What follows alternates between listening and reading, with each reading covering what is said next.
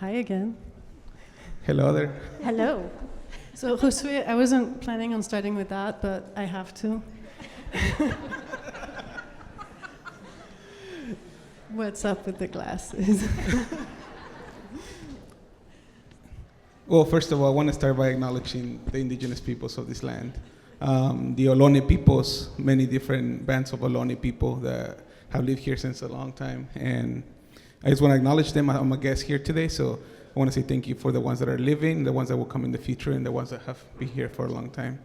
And my glasses, I mean, it was interesting. My son is like, hey, we were going on Hay Street, and my son is like, hey, Dad, you should wear those glasses tomorrow.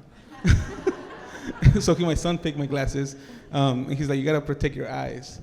And I was like, okay, that makes sense. You know, you don't question a 7-year-old. You know, you just listen. That's awesome. Thank you. So that's what happened. So thank you both for joining us today. And this is really about talking about sustainability and sustainability of the field in a couple of different ways. One, on a personal level.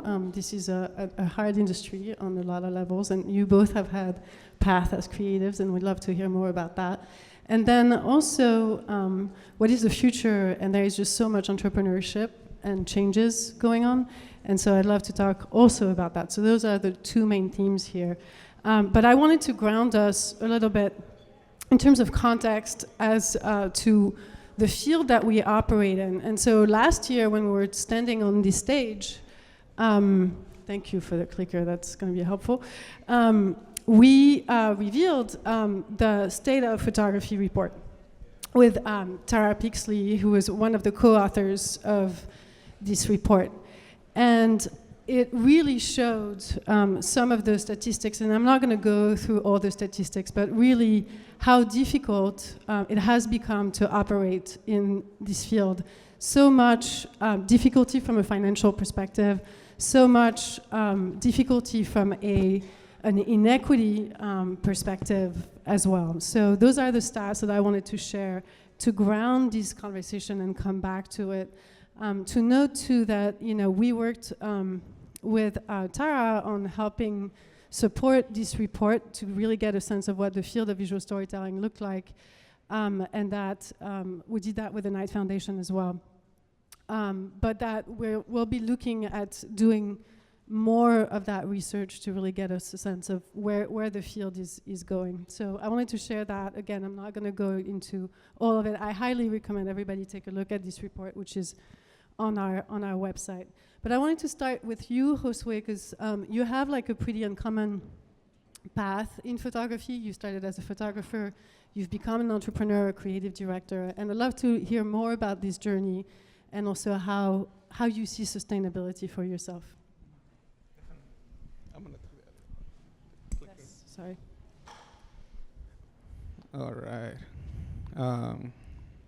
So for me, I think that the realization and almost kind of like the teaching that I had in the last few years, especially after 2020 being a CatchLight Global Fellow, is that there's so many possibilities when you realize that you are a creator, that you in fact create, and that there is a little bit of restrictions in the industry, even how we talk about photography and storytelling in general, and that if you find yourself in intersections, to embrace those intersections instead of running away from them, or trying to fit into a box, right? So for me, the big teaching was that if I am able to come into those intersections and still authentically speak about the things and learn about the things that really interest me, and quite honestly, my ancestors as well. I think that there's a big, the feel behind a lot of my work and my guidance, it comes from my ancestors. So in order for me to become innovative, or even go into the spaces of entrepreneurship or creativity as a whole, I need to kind of like come back to that always, and remember that it's not just me, that I'm not self-made, that I'm actually community-made. So I don't know if that answers the question, but that's kind of been the journey of also realizing that you have to teach. Like if you learn something and you don't teach it, that creates separation. Mm-hmm. And as I'm learning, I'm trying my best to always turn back into the people that might be, listening as well, and then say, hey, this is what I've learned. what have you learned? Because maybe, you're going to teach me something right now, and maybe have something to share as well. So there's that. I think that it's a paradigm shift, and I think in 2020, through the fellowship and obviously what was happening globally in many different ways, this shift of paradigm happened, and now we're in it. And now we just have to embrace this new vision, I think, for humanity, really, if I'm honest. So that, I don't know if that answered the question, but that's my answer. Thank you. And Tammy, I'd love to hear a little bit more from you, because you actually started your career as a writer, and you are now the VP of marketing at MPB, and I'd love to hear, about your path from creator. Yeah, no one is ever more surprised to hear me talk about a career in marketing than me. It wasn't something I set out to do. After college, I actually pursued my PhD in English at UC Berkeley. I don't know if there are any other Berkeley folks here. With the intention of being a professor of literature and film studies. And ultimately found that it was a better fit for me to take those critical thinking and writing skills out into the world and have a broader conversation.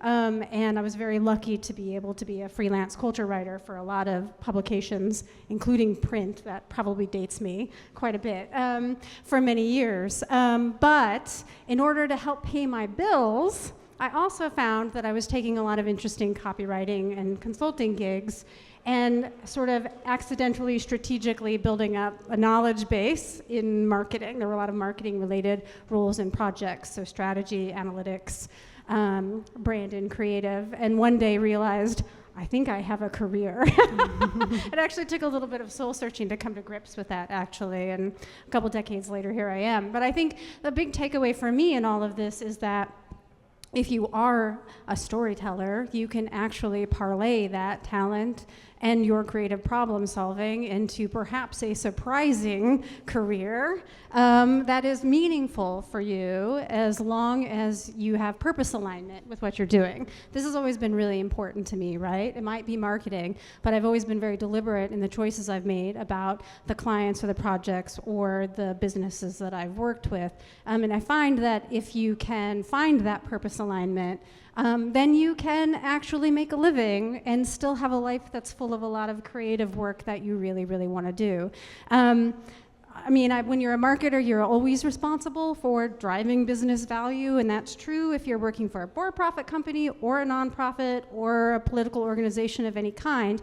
But what that allows you to be able to do is to be able to hire other creatives, which is really exciting, to build really interesting teams full of ambitious, creative, other visual storytellers, whether they're writers or photographers, videographers, or creators, and also to be able to build really great relationships and invest in organizations like CatchLight. So that's the sordid tale of becoming a marketing professional. Yeah, and let's move the conversation a little bit on the business side and entrepreneurship side. So when we talk about sustainability, I know that's something that's really important to us at CatchLight, so that's why we actually are not funding project by project, that we are investing in people and infrastructure in many ways. So through our Global Fellowship program, we invest in people like you, Josué, so that you can actually create infrastructure and structures. And also with our local fellows, we're actually helping subsidize their salaries into newsrooms in the hopes that they will remain in those newsrooms for the long run. And many of them, including Jessica Prado, who is there in the back, have been there now for 4 years. And so sustainability is really very much at the core of what we think about. And I know that's also very much at the core of what you think about in a different way. And we've talked about the circular economy as well and the circular creative process. So Tammy, did you want to walk us through that a little bit? Yeah, I as a marketing person, I'm constitutionally incapable of showing up without slides. So I have a few of them, but not that many of them. So you've already heard about who we are, but I actually think what's really important for me in speaking about purpose is that we're a purpose-built platform, right? And our purpose at MPB is about opening up the world of visual storytelling in a way that's good for people and the planet. We do that via a circular model of recirculating over 485,000 items of gear every year. We're getting really close to the 500,000 mark, and I really can't wait for it. But what does that mean, really, for everybody in this audience and up here? We all know that access to gear, access to opportunity, access to knowledge, all of those things are huge barriers. So what a circular model enables you to be able to do is to extend the creative life and capability of all of these magnificently engineered things we called cameras and lenses, and to be able to put them in the hands of other people so that they can continue to tell more and better stories.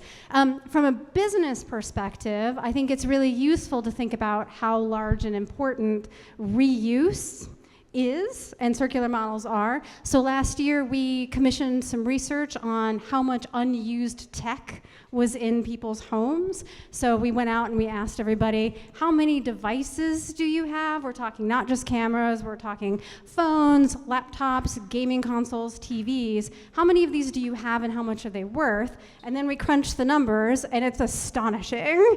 It's like $650 billion worth of unused tech just sitting in people's homes, right? That is $2,459 per adult. That number actually goes up in California to about $3,000, right? So if we're lucky, these things end up getting recycled somehow, but the reality of it is that a lot of it ends up in landfill. There's a lot of planned obsolescence built into this, but we also know that there's just a lot of both barriers to reuse and to e-commerce models for businesses, but also selling is not necessarily something people think about doing with their tech. We found that 56% of adults have unused cameras, and this is more so true for photographers and videographers than anyone else. Every time we've done this research specifically with photographers, we found that over 50% of photographers have at least one camera and lens sitting in their camera bags that they haven't used for like 2 years. So this is a nice prompt. Get them out there. I guarantee you there's somebody who wants them. And I think for us, critically, being a circular business has a big stake in this. It's about keeping products and materials in use. It's about eliminating waste and pollution, using renewable energy, and regenerating natural systems, right? This is what we're trying to do in various different ways. Got to make it cleaner, got to make it greener, but most importantly, you have to make it fairer for everybody. Yeah, I was astonished by those statistics. Yeah. I found them absolutely fascinating. I would love to hear more about you, Josué, and like the sustainability of your entrepreneurship. You have gone again, like from individual photographer to being more of an entrepreneur.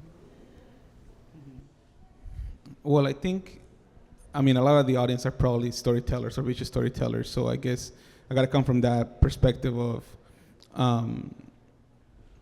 one, it does take, one, knowing people, but also people believing in what you're talking about. Because I remember when I came to CatchLight, my application was, I was just like, I'm just going to be myself. I'm not going to try to, do what everybody else does, which a lot of times is like trying to be something that, sellable, right? Like, I think that being yourself and being able to have that help or that support, specifically for me in 2020 with the CatchLight Fellowship and having some leadership coaching, I think that was insanely helpful.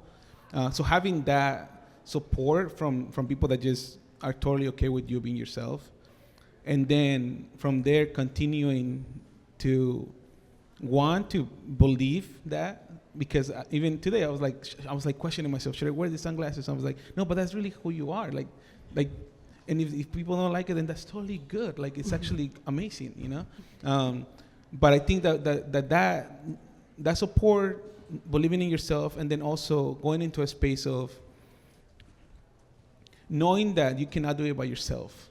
And I think, with INDÍGENA, which is a creative agency that we founded last year, and with Indigenous Photograph, which is a database of Indigenous photographers that we co-founded, in 2017, we come to realize that this is a long-term commitment.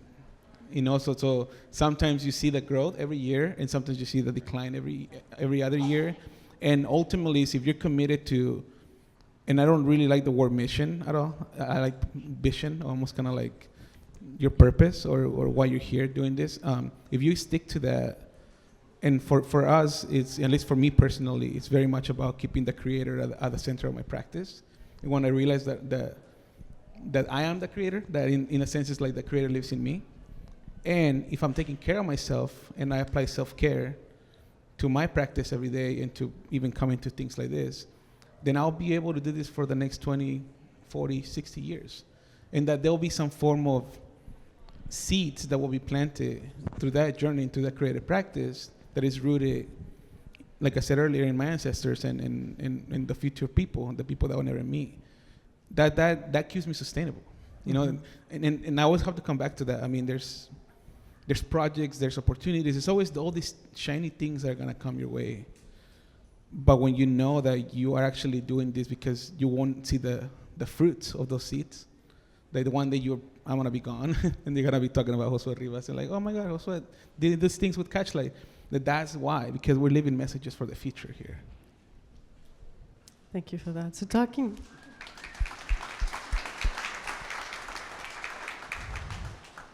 about the future, you know, sort of what is next for you, what is exciting, and what are some of the things you'd like to explore? And maybe I'll start with Tammy.